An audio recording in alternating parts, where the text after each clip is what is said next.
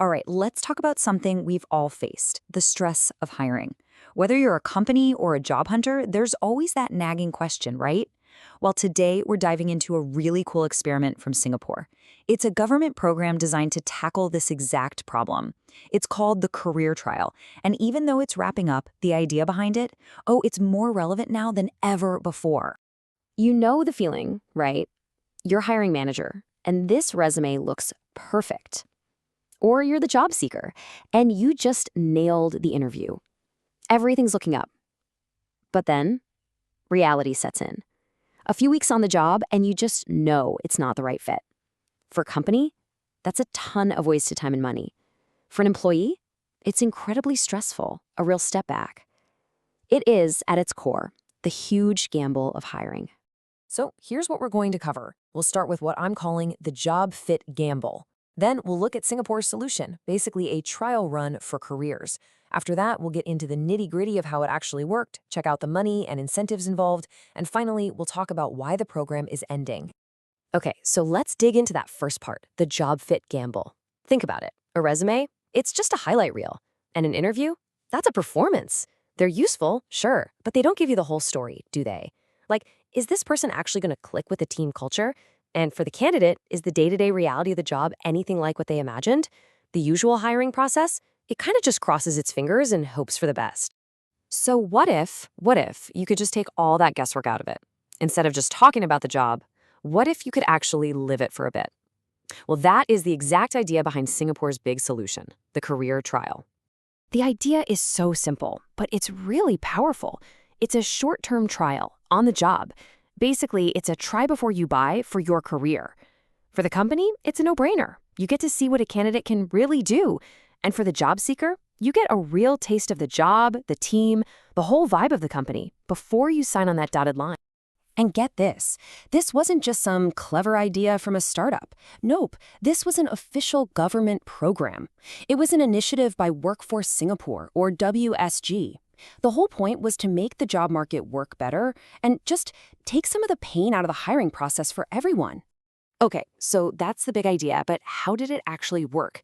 Like, who could even do this, and what were the steps? Let's break down the mechanics. Right, so the program was pretty specific about who could join. For companies, you had to be registered in Singapore, obviously, and you had to be hiring for a real job, one paying at least $1,500 a month, with a legit offer of a permanent role or a one-year contract, waiting at the end if things went well. And for job seekers, this was aimed squarely at unemployed Singapore citizens or permanent residents, so it was really about supporting the local workforce. So if you were an employer, the whole thing was built right into the National Jobs Portal. It was pretty streamlined. First, you'd apply to make a job career trial eligible. Then you'd post it like normal. After interviews, you could send out this special career trial invitation. And once the trial started, really your main job was just to submit the claims for the training allowance, which the government was covering. Now let's look at it from the job seeker side. It starts out feeling pretty normal, right? You just apply for a job you see online. But the big difference is getting that special career trial invitation from a company. If you say yes, you get to actually test drive the job. You'd approve the allowance claims, and if all went well, you wouldn't just land a new job. You could also get some pretty sweet bonuses for sticking with it. So basically, the whole system ran on two websites. You had the My Careers Future portal. That's the public job site where everyone first connected. Then, behind the scenes, there was the official career trial portal. That's where all the serious stuff happened. The applications, the invites, the money, all managed by Workforce Singapore. Okay, this brings us to a really important question. A trial sounds amazing, but how do you pay your bills? I mean, if you're unemployed, how can you afford to do a trial instead of just finding a paying job? Well, the answer is all about the financial incentives they built into the program. First off, the trial itself was super flexible. It could be as short as 16 hours or go all the way up to 480. This let companies tailor it to the job. But no matter the length, the goal was always the same. See if it's a good fit, and if it is, make a job offer. So, let's talk about the money. This part is pretty clever.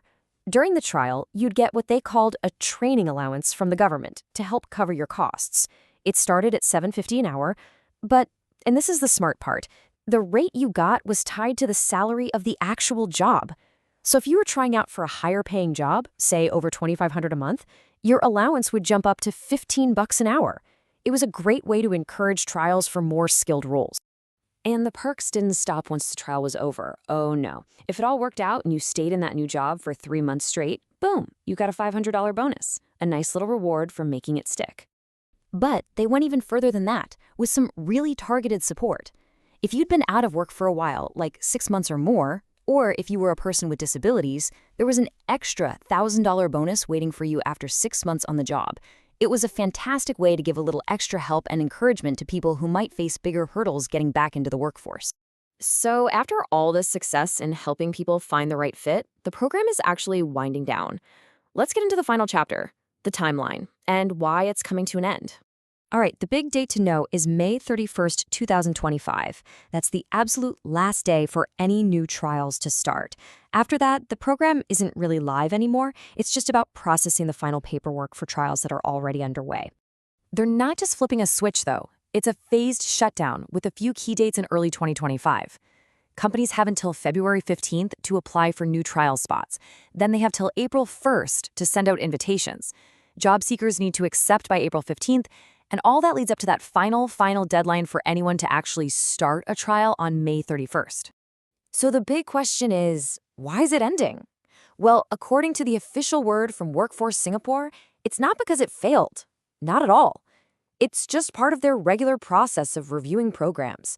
They're looking at it as an evolution, shifting their support for workers and companies into new, different programs. So what does that evolution actually look like? Well, it seems the focus is moving away from the short-term job fit idea of the career trial. Instead, they're leaning into deeper, more long-term support. We're talking about big programs for reskilling people and programs to help experienced workers find new pathways. So it's really a shift from testing if someone fits to actively transforming the workforce to meet new needs. So even as Singapore's career trial wraps up, it leaves us with a really interesting question, doesn't it? I mean, it proved that a big government-backed test drive for jobs can actually work. It took a lot of the risk out of hiring for everybody involved and gave people a real practical way to find a job. And that makes you wonder, could this idea, this try before you buy model, be the future of how we all hire? Definitely something to think about.